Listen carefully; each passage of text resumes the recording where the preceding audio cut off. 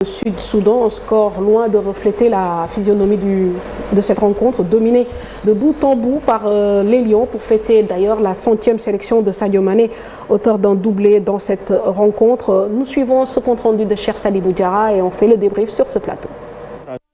Rempli de symbolique, la rencontre à huis clos Sénégal-Soudan du Sud presque une réussite totale au stade Maître Abdoulaye Wade de Diamniadio. Ce duel de la première journée des éliminatoires du Mondial 2026, coïncidant avec la 100e sélection de Sadio Mané, a été plus une démonstration de force de la part des Lions. L'ouverture du score dès la 53e seconde de jeu, de multiples occasions, 4 buts à 0 score final, dont les 39e et 40e buts de Sadio Mané. C'est un rêve de gamin qui se réalise. Et aussi de faire ma 100e sélection, je suis très content et j'espère en faire d'autres. Je pense qu'aujourd'hui on ne va pas se focaliser de ça, l'essentiel on l'a fait. Je pense qu'on a gagné avec un écart de 4 buts, je pense que c'est l'essentiel, le reste c'est des détails. Nous on était venus pour prendre les 3 points et l'essentiel a été fait, on a pris les 3 points. Après le reste on va essayer de le corriger avec le coach. Autre symbolique, la jeune garde du milieu de terrain qui continue de gagner du galon. Titulaire, Pape Matar Sarr et Lamine Camara ont inscrit leur premier but en sélection. C'est une fierté de marquer en équipe nationale et surtout en équipe.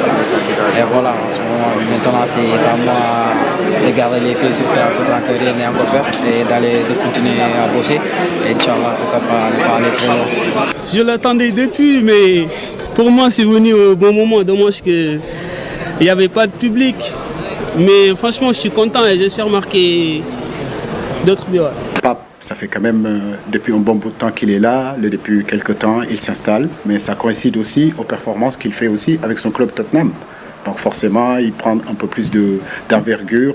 Physiquement, il est en train de s'étoffer, c'est un garçon qui a énormément de qualité. Lamine Camara, c'est la même chose aussi, c'est un garçon qui est pétri de talent.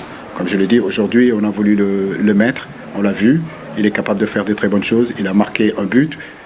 On les encourage à continuer à avoir surtout la tête sur les épaules, ne pas s'enflammer, parce que le football, ça va très vite. Aujourd'hui, ils sont là, tout se passe bien pour eux. C'est pas pour autant qu'ils doivent s'enflammer, mais garder vraiment la tête sur les épaules et continuer à travailler. Seule fausse note de la soirée, un certain manque d'efficacité. Toutefois, les Lions sont confiants pour la suite. Là, on va bien se reposer pour bien entamer le match de mardi et pour le gagner aussi.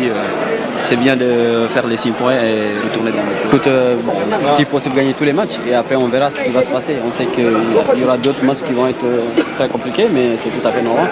Tous les matchs vont être cruciaux, donc on va au Togo avec des ambitions, même si on sait que c'est dur.